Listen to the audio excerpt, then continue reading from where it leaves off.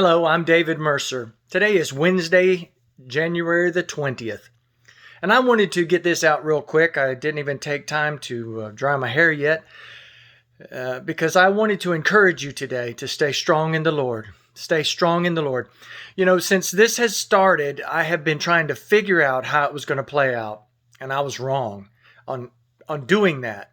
The Lord took me to Proverbs chapter 3 and verse 5 that says, "Trust in the Lord with all your heart and lean not unto your own understanding." In other words, our part is just trust Him. Just trust His plan. Just trust what He's going to accomplish and don't try to figure out the hows it's going to happen. Just like if you're believing God for your healing, unless He's told you specifically how it's going to happen, you're just believing that it's going to happen. When Jesus cursed that fig tree, He did not say how it was going to happen that nobody was going to eat fruit of that tree. He left that up to God. He just spoke what God told Him to speak, and God took care of that. God is going to work all this out, and we've got to trust in Him. Trust in Him with all of our heart that He's going to do it. Isaiah 55 tells us that His word will not return void. It's not going to return void. It's going to accomplish it. And as I was thinking about that today, I thought about 2 Chronicles 7:14, which is a verse that we're all familiar with. We've got it on our refrigerator and on our bumpers and all these things. And I'm so thankful that in that verse, God says, if my people will do what I tell them to do, that I will heal their land. Not if the sinners get their lives right, but if my people. And I want to stop right there and interject this, that this spirit that we're up against, this Jezebel spirit, not the spirit of a person, but the fallen angel that was behind Jezebel, rules over nations, and he is not a pushover.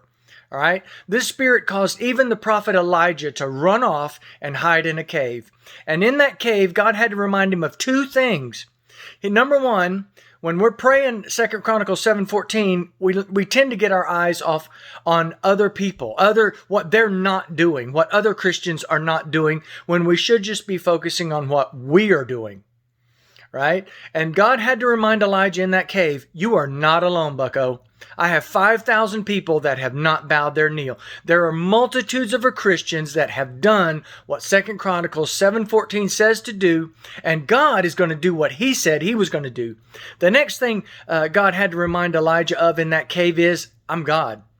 I'm the one. The Lord led me to Daniel chapter 4 and verse 17, and in that verse, it says, and I'm paraphrasing, it says that the world may know that the Most High rules in the kingdom of men, and He gives it to whomsoever He will.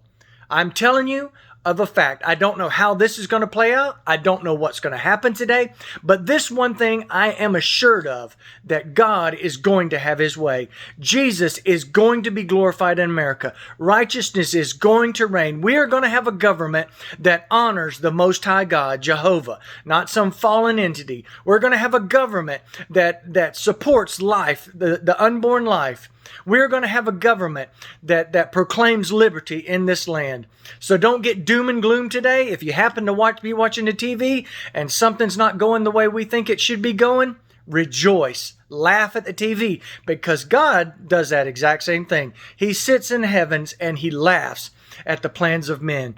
Just remember, they had to listen to Goliath for 40 days, but God had the last word. We win, church.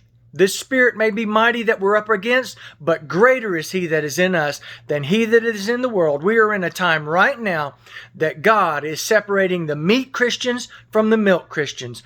Choose today. Be a meat Christian. Stay in the Word. Stay in love. Stay in prayer. And stay in worship, because we win. We win. God bless you. Have a great day.